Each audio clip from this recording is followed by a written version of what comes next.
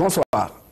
Lundi dernier, l'État et les syndicats enseignants ont signé le fameux protocole d'accord sur les accords signés sous WAD. Vous le savez, la non-application de ces accords était le principal point d'achoppement. Voilà donc qui met fin à 2 années de crispation et qui contribue certainement à la pacification de l'espace scolaire. Entre attente des syndicats et respect des engagements pris par l'État, nous tenterons ce soir de passer à la loupe cette problématique avec le ministre de la fonction publique. Monsieur le ministre, bonsoir. Bonsoir. Oui, vous venez pour la 2e fois sur ce plateau-là.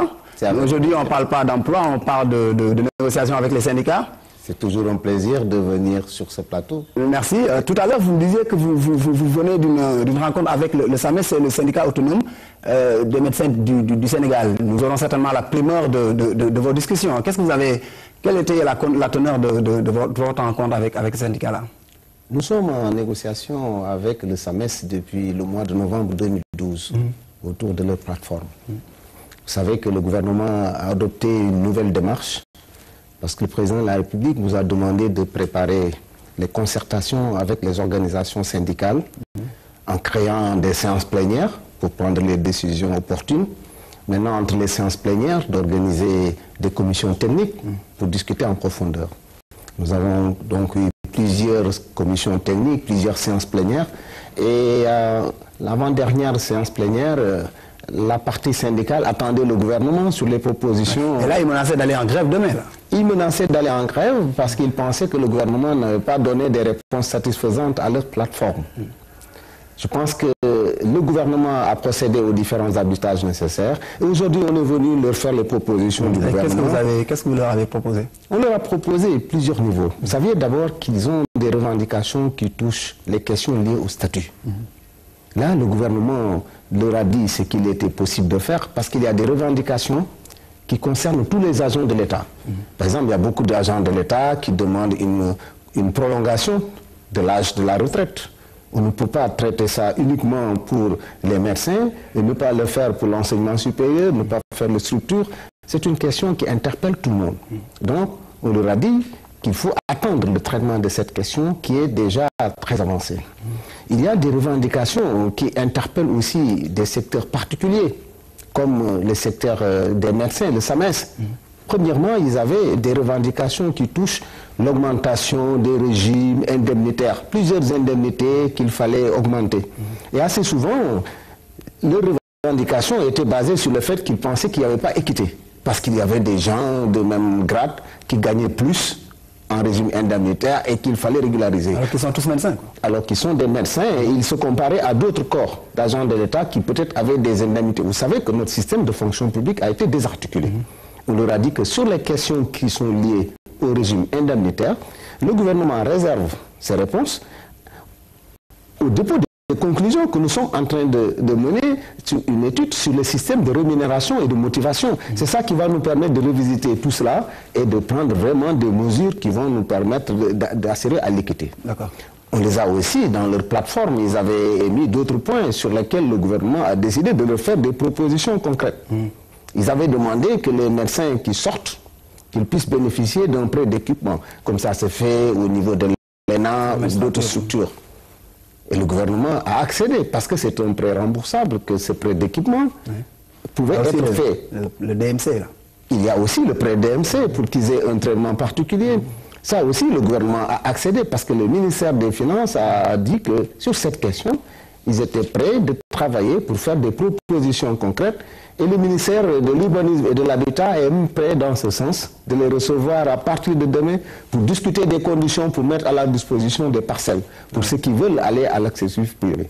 Il y a aussi le cas des médecins CHU, c'est-à-dire les médecins CHU qui interviennent dans les hôpitaux et qui ont des émoluments. Ils avaient demandé à ce que l'État leur paye l'indemnité de spécialisation. Et l'État a accédé à leur demande.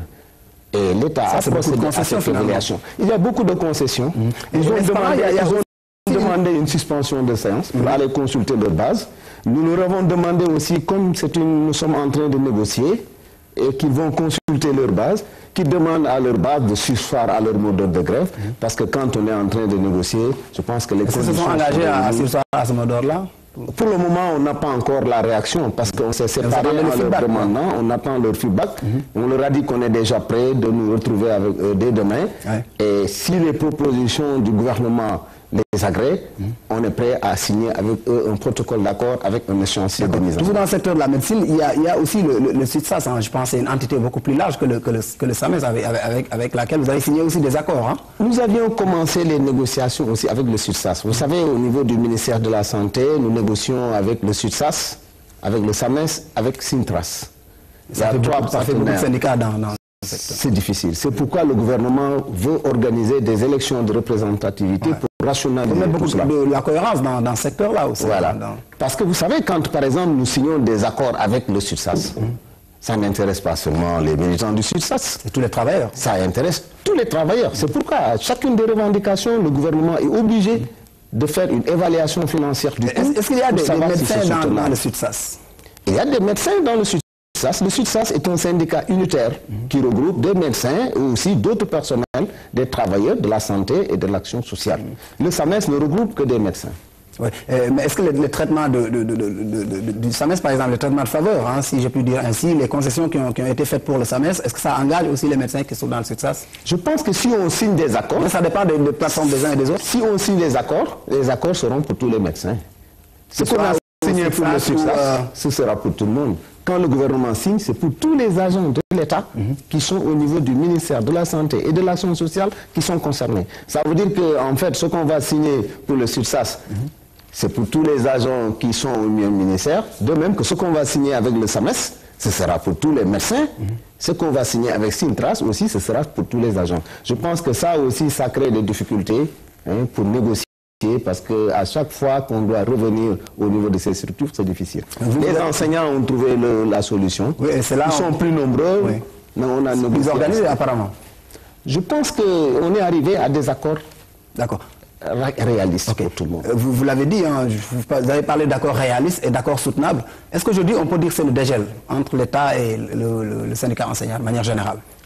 Je pense que c'est la pacification. La pacification. Parce que nous avons non seulement pris des mesures importantes pour solder le gap des accords qui n'étaient pas respectés par le gouvernement, nous avons fait aussi des concessions importantes et nous avons mis en place un mécanisme qui va nous permettre de discuter de manière fréquente pour traiter les questions. Vous savez que les questions de l'école sont des questions très complexes. Il faut discuter parce que c'est au bout de cette concertation, au bout de cette discussion qu'on arrivera à trouver des solutions. Donc on a mis en place un mécanisme pour respecter la continuité, donc pour prendre en charge tous les accords depuis 2002 qui n'étaient pas respectés, vous prenez des mesures pour les respecter et nous avons fait encore d'autres concessions. La partie syndicale aussi a fait des concessions et je pense qu'on est arrivé à une bonne conciliation. Quelle était le principale revendication et qu'est-ce que vous avez concrètement proposé au syndicat enseignant? Les revendications des enseignants avaient des revendications à caractère pédagogique qui touchent les conditions de vie et les conditions de travail. Ensuite, il y avait des revendications statutaires qui touchent le régime indemnitaire. Parce qu'assez souvent aussi, c'est les mêmes revendications de non-respect de l'équité dans notre administration. Mais tout cela, ça a trouvé des réponses dans la prise en charge de l'étude que nous sommes en train de mettre en œuvre et qui va nous permettre de régler ces questions. Il y avait aussi d'autres revendications qui touchent, par exemple, la validation des années de volontariat et de contractualisation. C'est une revendication centrale qui nous a longtemps divisé, mais on a trouvé une solution. Vous savez, sur cette question, le gouvernement a beaucoup évolué. Au départ, c'était un accord de principe que nous avons trouvé dans les accords de 2009, sous réserve d'études financières et techniques. Ce qui a été fait. Et l'État a fait des propositions concrètes. Et l'accord qu'on a eu, qui me semble être un très bon accord, c'est d'abord la validation aux 2 tiers, ce qui revient à peu près à 1,6 milliard pour 2014, à partir de janvier 2014, et la mise en place d'une commission qui va revisiter l'évaluation du rappel et qui va prendre des mesures et des propositions concrètes. Et un échéancier a été mis en œuvre pour déposer les conclusions de cette commission. D'accord. Mais pourquoi avoir attendu, avoir fait pourrir la situation pour aujourd'hui arriver à un protocole d'accord? Pourquoi depuis 2 ans vous n'avez pas signé ce protocole? Vous saviez qu'au départ, il y avait la revendication, il y avait l'évaluation financière. Et quand on a procédé à l'évaluation financière, si on devait payer les rappels, aux 2 tiers, c'est 33 milliards. Ce n'était pas soutenable à l'époque. Si on devait payer les rappels au tiers, c'était 21 milliards. Donc la proposition du gouvernement au départ, pour dépasser cette situation, c'est de proposer une validation au tiers. C'est M. le Président de la République, lors d'un Conseil des ministres, qui a dit, attendez, il faut dépasser cette situation. Proposons, coupons la poire en deux, comme ce n'est pas soutenable pour les finances publiques. Proposons-leur la validation aux 2 tiers, sans rappel. Et on a procédé à l'évaluation. Ça faisait 1,6 milliard. Mais la partie syndicale pensait que ce que le gouvernement avait dit était surévalué. Donc il fallait mettre en place une structure qui revisite cette évaluation et qui essaie de voir comment prendre en compte des mesures pour pouvoir dépasser cette situation. C'est que c'est la discussion qui a fait progresser la question. Vous savez, un accord qui est signé en 2009, nous sommes en 2014. Oui. Ça veut dire déjà qu'en 2009, le travail devait être terminé en décembre 2009. Je pense que si nous avons hérité de cette question, c'est parce qu'on avait pris un accord qu'on ne pouvait pas respecter. Oui, mais vous avez hérité de l'État aussi, et l'État se trouve être une continuité là. C'est la raison pour laquelle nous avons pris en charge cet accord. Ouais. C'est nous qui avons procédé à l'évaluation financière. C'est l'évaluation financière qui nous a permis de dire que ce n'est pas soutenable. Vous savez, actuellement, on est après plus de 491 millions de masse salariale. Sans compter les 100 milliards... enseignants? Non, de masse salariale pour tous les agents de l'État. Sans compter les 108 milliards qui sont sur le budget matériel et qui servent à payer les salaires. Sans compter les salaires des agences. C'est-à-dire, actuellement, la masse salariale sénégalaise, c'est ça. On a décidé de jouer la carte de la transparence. Il est inutile de dire que nous avons 33% alors que nous sommes à plus de 44% de nos recettes fiscales en termes de salaire. Ça pose des problèmes. Le gouvernement a pris l'option d'aller dans le sens d'améliorer le pouvoir d'achat des travailleurs. Vous vous souvenez, la baisse de la fiscalité sur les salaires, 29 milliards pour les agents de l'État. Mais si vous ajoutez les agents qui sont payés sur le budget matériel, les agents qui sont au niveau des agences, ça fait 40 milliards que l'État a distribué en 2013 aux travailleurs. La baisse du prix du loyer. Regardez ce que ça représente en termes de pouvoir d'achat pour tous les Sénégalais. La limitation des prix des denrées de première nécessité, l'huile, le sucre. Je pense que l'État a pris une option. Et l'option, c'est de dire, nous avons des travailleurs, il faut les mettre dans les conditions les meilleures, mais nous sommes l'État, nous devons mettre les Sénégalais dans les conditions qui peuvent leur permettre d'avoir une vie meilleure. Et cela, si on le fait, c'est ça qui va créer vraiment des conditions pour relancer notre économie. Et c'est la raison pour laquelle M. le Président de la République a pris les décisions importantes pour essayer de relancer tout ce qui est protection sociale pour que chaque Sénégalais au moins puisse en bénéficier pour réorganiser la solidarité dans le pays. Et cela, pour le faire, on a besoin de faire les arbitrages nécessaires et de voir ce qui est soutenable et ce qui ne l'est pas. D'accord. Ce qui est soutenable et ce qui ne l'est pas. Donc aujourd'hui, l'espace scolaire est pacifié.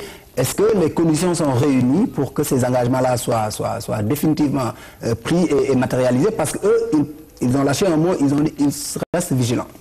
Ils ont aussi peur que cela ne soit pas appliqué comme le... Nous avons même intérêt qu'ils soient vigilants. Parce que nous aussi, de notre côté du gouvernement, nous serons vigilants. Parce qu'actuellement, comme nous avons trouvé un accord, maintenant la revendication du gouvernement, la revendication des travailleurs, la revendication des élèves, la revendication des parents d'élèves, c'est que l'espace scolaire soit pacifié sur plusieurs années. Et ça, si on veut l'avoir, il faut que chacune des deux parties reste vigilante. C'est pourquoi nous avons mis en place un comité de suivi, qui sera un comité de veille, qui va veiller à l'application rigoureuse et à l'évaluation des différents accords que nous avons signés avec les différentes parties. En tout cas, nous sommes confiants au niveau du gouvernement.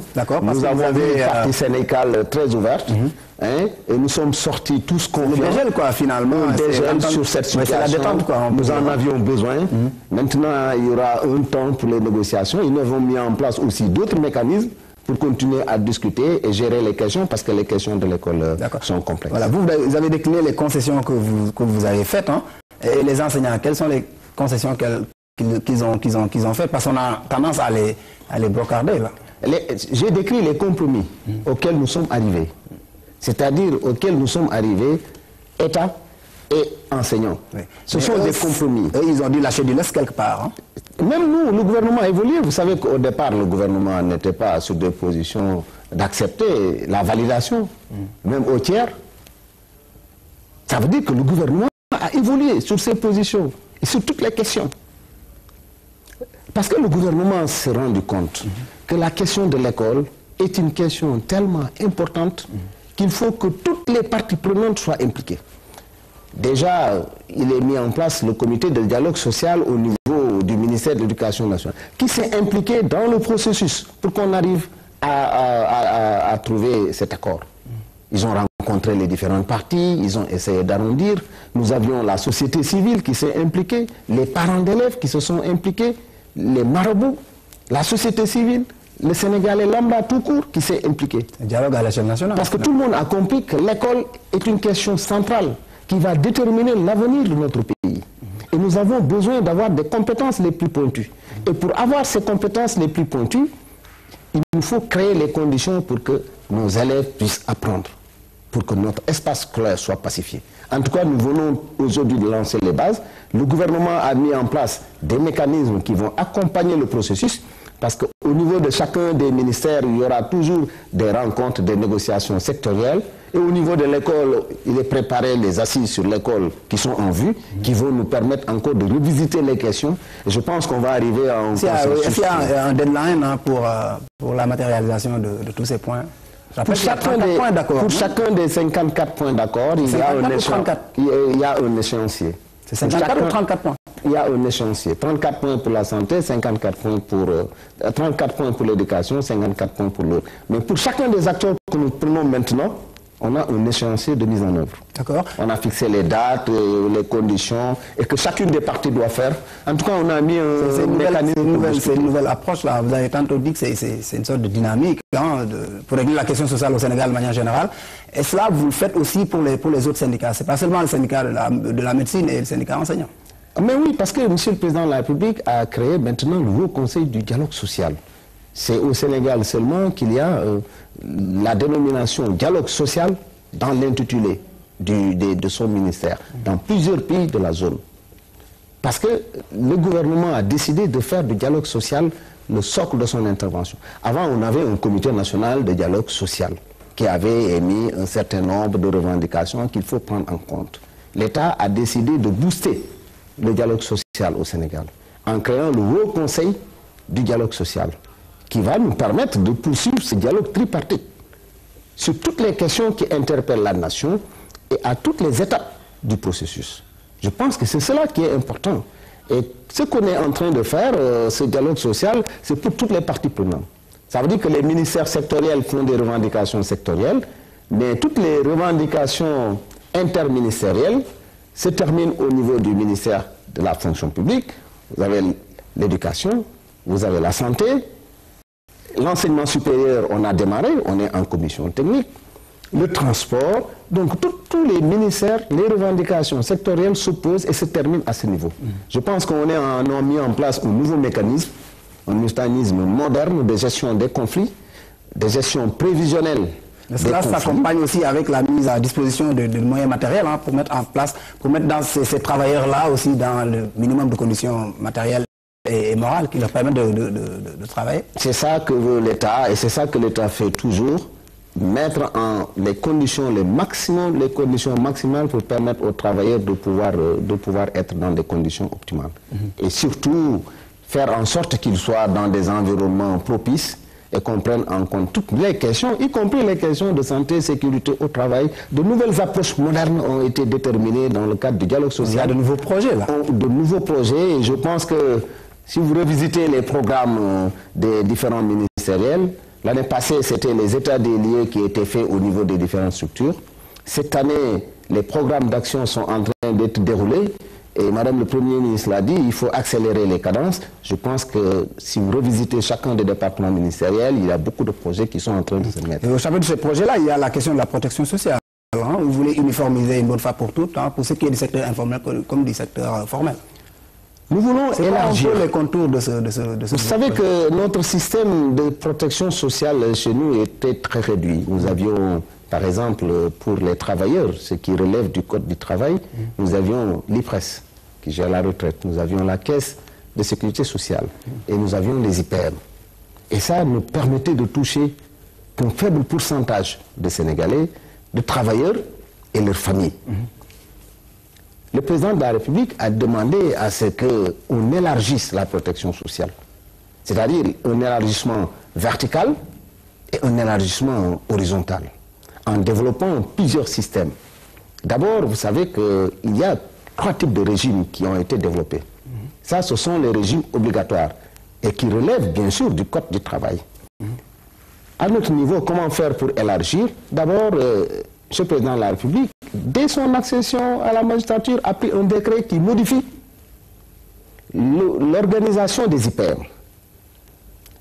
Et pour créer les conditions pour que tous les travailleurs qui sont dans les entreprises puissent bénéficier de la protection sociale. Les travailleurs saisonniers, les travailleurs payés à l'heure, les travailleurs stagiaires, ce qui n'était pas le cas. Pour créer les conditions pour que les IPM puissent être rentables.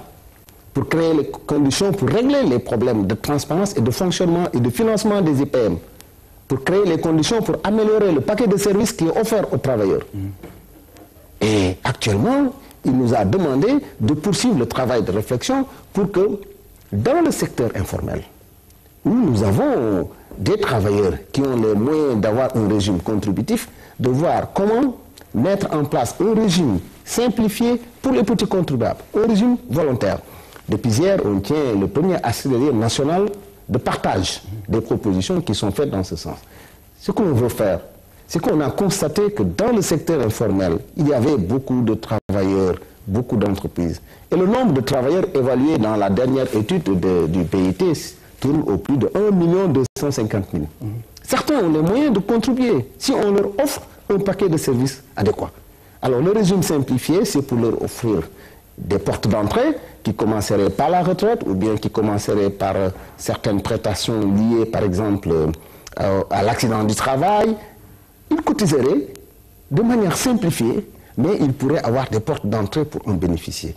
Ça va bouleverser la structure et ça va même accompagner certaines parties du secteur informel qui vont pouvoir être formalisées parce qu'il y a beaucoup d'incitations qui sont proposées dans le système. Je vois que cela passe aussi par une organisation un peu plus pointue de ce secteur-là, qui sauve être le secteur informel, où les acteurs quand même ne sont pas identifiables forcément. C'est pourquoi il y a ces ateliers de partage où nous avons réuni toutes les compétences qui sont entre autres en train de réfléchir sur comment va se faire l'administration de ce régime. Parce que ça va être une administration simplifiée qui ne va pas venir recréer un nouveau système d'administration, mais qui va se reposer sur le potentiel existant pour nous permettre, dans cette phase de relance, de pouvoir avancer et toucher un certain nombre de travail. Vous savez, par exemple, si on touche même 1% de 1 250 000, c'est que ça va représenter comme emploi formalisé pour accompagner ces travailleurs pour développer des activités importantes dans le secteur. Je pense que ça va venir maintenant en appui de ce que M. le Président de la République est en train de faire dans le cadre de la couverture maladie universelle et qui va ouvrir, voilà, avec les ciblages sur les populations les plus déshéritées, avec les bourses familiales qui sont en train d'être données aux populations cibles les plus déshéritées pour que la solidarité ait un contenu et un sens dans notre pays. Pour qu'on comprenne que les Sénégalais, entre eux, développent des activités importantes. Mais comme vous savez, la protection sociale, bon, c'est un grand projet. Il faut développer les régimes contributifs, développer les régimes simplifiés, accompagner ceux qui ont besoin d'être accompagnés en leur donnant des systèmes de gratuité ou bien les accompagner dans les régimes volontaires qu'ils mettent en place, que ce soit les mutuelles ou dans d'autres structures, hein, et pour permettre à arriver à une protection sociale qui couvre tous les Sénégalais. D'accord, je vous remercie. Peut-être un dernier mot à l'endroit de ces syndicalistes qui